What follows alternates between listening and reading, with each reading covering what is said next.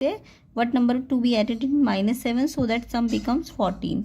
-7 में क्या ऐड करें कि सम 14 हो जाए। तो ये तो सिंपल ही क्वेश्चन था। तो कैसे करना था इसका सोल्यूशन देखते हैं।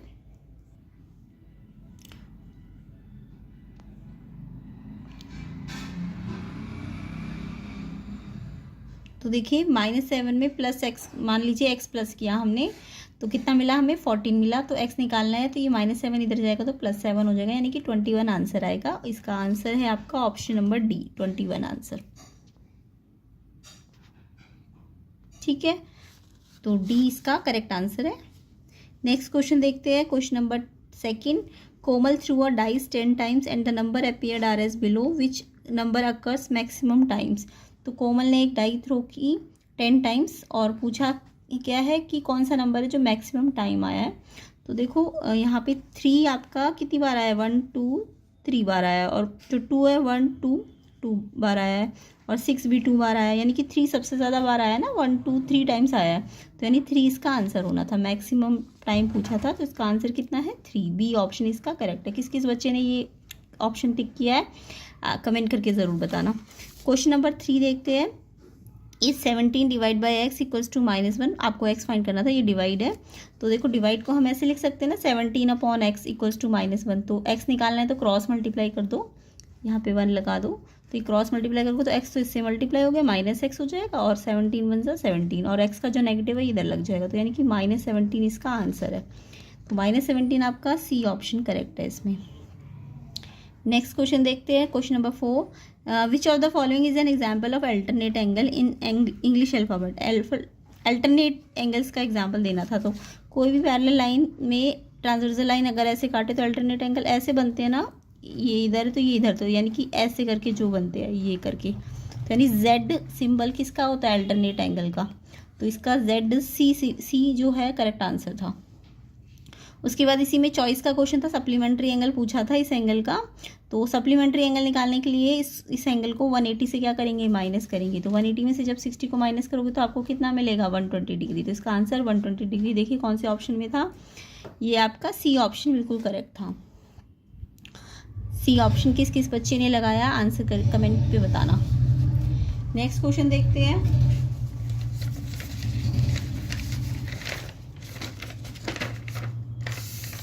नेक्स्ट क्वेश्चन है आपका, वैल्यू फाइंड करना था 2 की पावर 3 इंटू 5 की पावर 2 की। तो इसमें देखिए, इसमें 2 की पावर 3 का मतलब 2 को 3 टाइम्स खोलना था। 2 को 3 टाइम खोलेंगे यानी 2 2 2, और 5 को 2 बार खोलना है। ठीक है, तो 2 2 जा 4 2 जा 8 हो जाएगा, और इंटू 25, और ये कितना आ जाएगा 200। तो इसका आंसर 200 किस किस बच्चे का आया कमेंट करके बताना। तो इसका आंसर है 200, बी ऑप्शन इसका करेक्ट है। इसके बाद नेक्स्ट क्वेश्चन देखते हैं, क्वेश्चन नंबर 6। 800 का 15% पूछा था आपसे। तो 15% ऑफ 800 कैसे सॉल्व करना था, देखिए। तो 800 ऑफ है तो इंटू 15% है तो परसेंट हटता है तो 1/100। ये पहले भी आपको बताया गया था, परसेंट जब भी हटे तो 1/100। तो ये 0 से 0 कैंसिल हो जाएगी, तो 15 8 जा कितना होता है, 120 होता है ना। तो 120 इसका आंसर है, ए ऑप्शन। तो ए ऑप्शन इसका टिक लगाना था।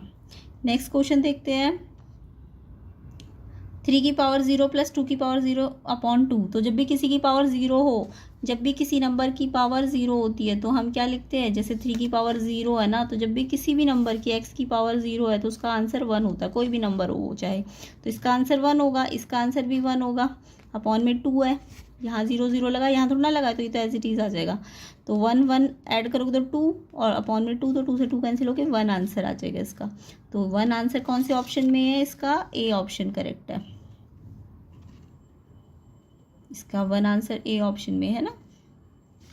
आगे देखिए, इसका चॉइस वाला क्वेश्चन था। 3/5 की पावर 2 है, और फिर डिवाइड 3/5। तो देखो 3/5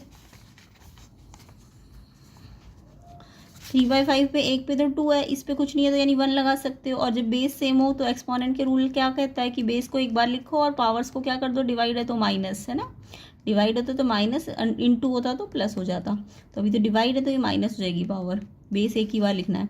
तो ये 2 - 1 1 1, चाहे पावर लगाओ या मत लगाओ। तो 3/5 ही आपका आंसर आना था। तो इसका आंसर बी ऑप्शन करेक्ट होगा। तो बी ऑप्शन पे आपने टिक लगाना था इसकी।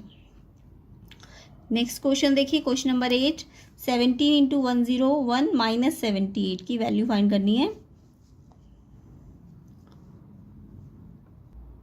तो देखिए इसमें 17 इंटू 101 तो दिया है, बट 17 के साथ यहाँ कुछ नहीं दिया, तो हमने अपनी तरफ से 1 लगा दिया, ठीक है, इंटू में 1, क्योंकि 1 की तो किसी से भी मल्टीप्लाई करोगे यही आंसर आएगा, तो हमने कुछ एक्स्ट्रा तो किया नहीं है, बस एक्स्ट्रा इंटू 1 कर दिया। अब डिस्ट्रीब्यूटिव प्रॉपर्टी क्या कहती है कि जब दो नंबर मल्टीप्लाई में और दोनों में से सेम कॉमन नंबर हो तो वो बाहर ले लेते हैं। अब इसमें से अगर ये बाहर है तो ये बचेगा अंदर ब्रैकेट में, और फिर माइनस इसमें से ये बाहर है तो ये बचेगा अंदर 1, तो 101 में से 1 को माइनस करोगे तो 100, और फिर लास्ट में से मल्टीप्लाई करेंगे तो 7800। तो डिस्ट्रीब्यूटिव प्रॉपर्टी लगानी थी इसमें, तो डी इसका आंसर होगा, डी ऑप्शन। तो डी ऑप्शन इसका करेक्ट आंसर होगा, ठीक है, तो डी ऑप्शन इसका करेक्ट है। चॉइस वाला क्वेश्चन देखते हैं, -3 ऐड -3 टू 10 टाइम्स। -3 को 10 बार प्लस करना है, तो आप -3 प्लस -3 प्लस -3 ऐसे ना करके -3 को सीधा 10 से क्या कर दोगे, मल्टीप्लाई, ठीक है। तो मल्टीप्लाई करेंगे तो -3 10 बार प्लस ना करने की बजाय हम सीधा 10 से मल्टीप्लाई कर देंगे, तो आंसर कितना आएगा, -30। तो -30 आपका डी ऑप्शन में होगा, ठीक है, तो डी ऑप्शन इसका करेक्ट है। किस किस बच्चे ने ये ऑप्शन लगाया है कमेंट करके बताइएगा। अब सेकंड और थर्ड क्वेश्चन आपका केस स्टडी बेस्ड क्वेश्चन था, तो इसका देखिए सबसे पहला क्वेश्चन सेकंड देखते हैं। तो रमनदीप अपने डेली रूटीन में कुछ हिस्सा तो स्टडी को देता है 1/3, और 1/6 वो प्लेइंग को देता है, 1/4 पार्ट वो स्लीपिंग को देता है, और बचा हुआ पार्ट वो रूटीन वर्क को देता है। तो आपको पता है एक दिन में टोटल 24 आवर्स होते हैं, है ना। तो नंबर ऑफ आवर्स स्टडी में कितने जाएंगे, अगर 24 आवर्स है टोटल, तो 1/3 पार्ट कहा है ना इन्होंने क्वेश्चन में, 1/3 पार्ट स्टडी को है, तो 1/3 24 का निकाल लेंगे, तो नंबर ऑफ आवर्स स्टडी के निकल जाएंगे। ये पार्ट में दिया था तो आपको इसको नंबर एग्जैक्ट नंबर में निकालना था, तो 24 का 1/3 है ना, तो 8 आवर्स आ जाएगा। सेम ऐसी प्लेइंग को 1/6 पार्ट दिया उसने, तो 24 से उसको मल्टीप्लाई करके इसके एग्जैक्ट नंबर ऑफ आवर्स आ जाएंगे 4 आवर्स। स्लीपिंग में उसने 1/4 टाइम दिया, तो 1/4 किसका, 24 का टोटल डे का ना, तो ये 6 आवर्स आ जाएगा। और बचा और डेली रूटीन वर्क को दे दिया, तो टोटल 24 होते हैं, उसमें से इन तीनों का प्लस करके क्या कर दोगे, माइनस कर दोगे, यानी 18 आवर्स उसके खर्च हो गए ना, तो बचे कितने, 6 आवर्स। तो ये करके हमने पहले ये सारे आवर्स निकाल लिए। अब हम क्वेश्चंस के आंसर देंगे। तो देखो फर्स्ट क्वेश्चन आपको था कि total time for playing and sleeping, playing और स्लीपिंग में उसका कितना टाइम खर्च हुआ। तो प्लेइंग उसके कितने था, प्लेइंग में कितना खर्च हुआ था 4 आवर, और स्लीपिंग में कितना खर्च हुआ था 6 आवर्स, तो प्लस करेंगे तो 10 आवर्स आ जाएगा ना। तो 4 + 6 10 आवर्स, 10 आवर्स आपका ए ऑप्शन में है।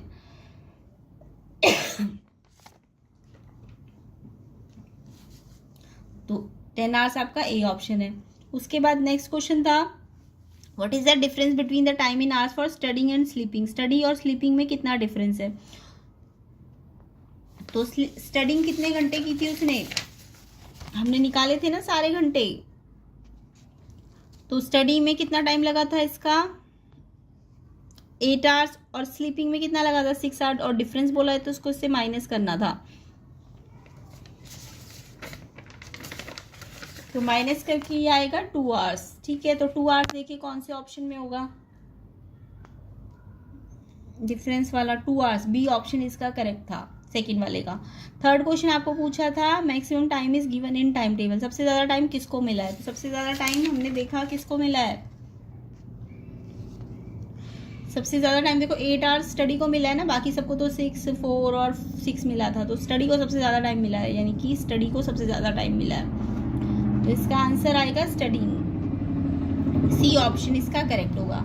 फोर्थ पार्ट पूछा था आपसे, which part of the whole day is given for studying and playing, studying और प्लेइंग को कितना पार्ट मिला है। तो स्टडी और प्लेइंग को पहले आप जोड़ लो, स्टडी 8 आवर्स, प्लेइंग कितना है 4 आवर, तो 8 और 4 12 होते हैं, तो 12, और पार्ट पूछा है तो 24 से इसको डिवाइड कर देना, क्योंकि 12 आवर अगर इसको मिले हैं तो 24 से इसको डिवाइड करोगे तो ये पार्ट निकल जाएगा, तो 1/2 पार्ट मिला है दोनों को मिला के, ठीक है। तो सी ऑप्शन इसका करेक्ट है, इसका सी ऑप्शन करेक्ट होगा। नेक्स्ट क्वेश्चन देखिए, क्वेश्चन नंबर 5 था केस स्टडी क्वेश्चन का, how many hours will Ramandeep study in a week, एक वीक में वो कितना पढ़ता है, कितना घंटा पढ़ता है। तो पढ़ना एक दिन में वो 8 घंटे पढ़ रहा था, है ना, एक दिन में अगर वो 8 घंटे पढ़ता है तो वीक में कितने डे होते हैं, 7 डे होते हैं ना, तो 7 × 8 56 आवर्स आ जाएगा इसका आंसर। तो बी ऑप्शन इसका करेक्ट है, बी ऑप्शन 56 इसका करेक्ट होगा। सेकेंड केस स्टडी देखते हैं थर्ड क्वेश्चन की। आपको एक घर बोला है वाइट वॉश करना है, पेंटर ने लैडर लगाई कुछ ऐसे, ये वॉल है, ये लैडर है और ये ग्राउंड से डिस्टेंस है लैडर का। अब आपको ये वॉल की लेंथ 3 मीटर तक दी हुई है और ये ग्राउंड से इसका डिस्टेंस 4 मीटर और लैडर की लेंथ आपको निकालनी है। अब आपको दिख रहा है ये एक राइट एंगल ट्राइंगल है ना, क्योंकि ये एल बनाता है तो राइट एंगल ट्राइंगल होता है, वॉल ग्राउंड के साथ तो राइट एंगल ही बनाएगी ना। तो आपको पूछा है कि ये कैसा ट्राइंगल है, तो ये राइट एंगल ट्राइंगल है, सी ऑप्शन इसका करेक्ट है। कैसा ट्राइंगल है ये, right angle, C option first question का। उसके बाद आपको इसकी लेंथ ऑफ लैडर निकालनी है। तो देखो लेंथ ऑफ लैडर कैसे निकलेगी, जब भी एक राइट एंगल ट्राइंगल होता है तो आपको पता है ना पाइथागोरस थ्योरम लगती है। क्या है पाइथागोरस थ्योरम, ये जो 90 के अपोजिट साइड है इसे हाइपोटेन्यूज कहते हैं। हाइपोटेन्यूज का स्क्वायर बराबर होता है परपेंडिकुलर का स्क्वायर प्लस बेस का स्क्वायर, है ना। तो यहाँ से हाइपोटेन्यूज जो है वो तो आपका लैडर है ना, तो लैडर का स्क्वायर की लैडर की लेंथ को एल मान लो, एल का स्क्वायर बराबर परपेंडिकुलर का स्क्वायर प्लस बेस का स्क्वायर। परपेंडिकुलर 3 था और बेस 4 था, तो 3 का स्क्वायर 9 आ जाएगा, 4 का स्क्वायर 16 आ जाएगा, 9 और 16 होते 25। अगर ये एल स्क्वायर में तो 25 को भी स्क्वायर में बदलो, 5 का स्क्वायर, तो स्क्वायर से स्क्वायर कट गया तो लेंथ आ जाएगी 5, यानी कि लैडर की लेंथ कितनी आ जाएगी 5 मीटर। तो इसका आंसर देखिए कौन सा ऑप्शन होगा,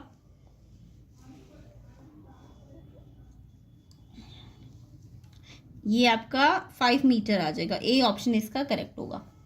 नेक्स्ट क्वेश्चन देखिए, इसमें क्या था, third question, if ladder is inclined at an angle 40 degree with ground then the angle between ladder and wall. अगर लैडर एंगल कितना बनाएगी ग्राउंड के साथ 40, तो आपको लैडर और वॉल का एंगल पूछा था।